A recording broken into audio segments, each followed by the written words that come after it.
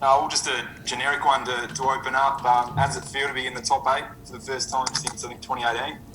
Yeah, look, it feels good to be building, a patch of form. I think there's a lot of belief building in our playing group in terms of how we play, but also we're starting to create an identity in the way we play. So that's pleasing for our group, but we know how tough this competition is, and all we've done is really put together 3 weeks of footy to put ourselves in this position, and we need to keep that momentum going.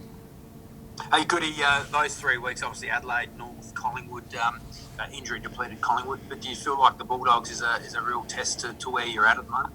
Yeah, look, we've got enormous respect for the Bulldogs. They're a quality side, and they've included some players over the last few weeks with Hunter and Dunkley and Norton coming back into the team, and they're a top 8 team, at their best, and they're playing some really good footy. So there's no question this is one of our biggest challenges in the last month, and one we're looking forward to.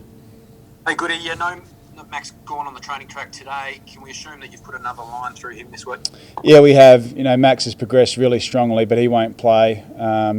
He's very, very, very close, but we just didn't want to put it at risk. It's an important player that we need to get right and make sure that PCL is healed properly, and another 7 days will enable us to do that. His movement's really strong.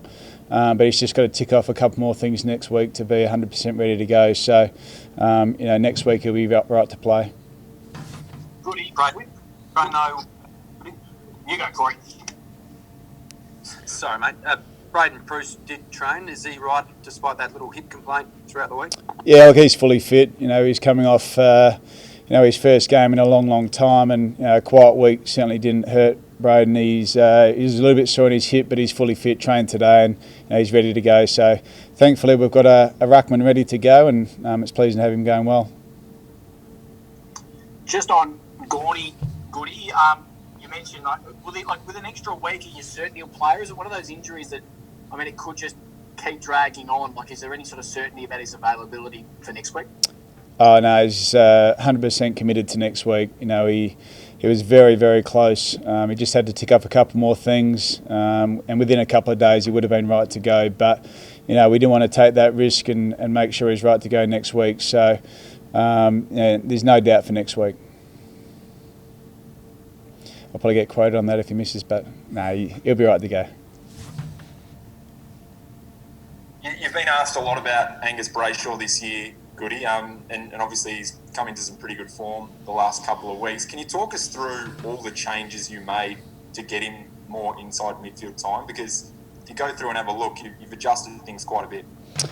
Yeah, look, we've got 5 guys that can roll through the inside midfield at any stage. We've got Tom Sparrow, Jack Viney, Angus Brayshaw, Christian Petrarca and Clayton Oliver. And we can also throw a range of other guys through, and Jake Melcham. So we're going to continue to share the load. Angus has had a little bit more time in recent weeks, but to Angus's credit, he got his game back on track himself. He's been really strong defensively for us and important player in that aspect of the game, but his ability to win the footy and really hunt contest areas is much improved, and he's in some really good form, but ongoing it's going to be a consistent way of sharing the load through there.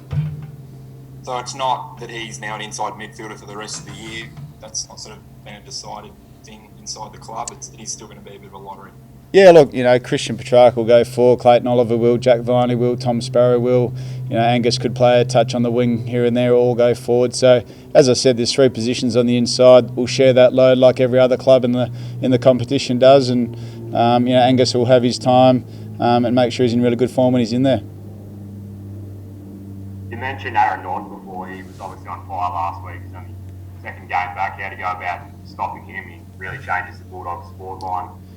Yeah, he does. He's a great target for him. He really attacks the ball strongly in the air, and he moves well at ground level as well. So Stephen May is playing some really good footy, and he'll get first crack at Norton, and he's obviously going to have some support there with Jake Lever as well. So we've got a few options there, but he's a really important player and someone that we need to do well against. Are the inside group, the midfield is pretty up for this week? Obviously, there's a lot of talk around the Bulldogs and how deep they are in the midfield. Does it give them a bit of a chance to get some bragging rights in there and really show where they stand from a league perspective? I think it's a great challenge for him. As I said, that we wanted to create a midfield where we had a lot of depth and a lot of guys that could go through the midfield, and the Bulldogs are no different. They've got high quality players in there, and obviously the addition of Hunter and Dunkley back into that mix in the last few weeks makes them quite a formidable opponent, but one that our guys have certainly sat down and had a look at and want to do well against. We're in good form ourselves, but it's that's in the past, and what we really are looking at now is this weekend's game against them, and it's going to be a great duel in there.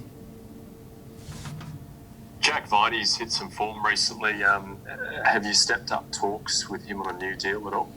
Oh, look, Jack and the club have been on talks for a little while. He's a quality player. He's a leader of our footy club, and I'm sure Jack will be here for many years to come. He's highly valued, and I'm sure that'll get done in due course. Simon, Nathan Jones on a different one was running around with the Indigenous flag today. Is that just sort of in support of the Free the Flag, or is there a personal message at all behind what he was training today? No, that's just in support of the Free the Flag movement. We're something we're really passionate about is our Indigenous culture that we have at the Melbourne Footy Club, and where we can support and make sure that can be seen in the right light is really important for us. And our playing group are right behind the Indigenous players and the Indigenous community, and Nathan's just showing his support in that space. Could Neville Jetta come in this week? I know it doesn't. I know you're going to pick your team on its merits, but does this week have any extra significance there?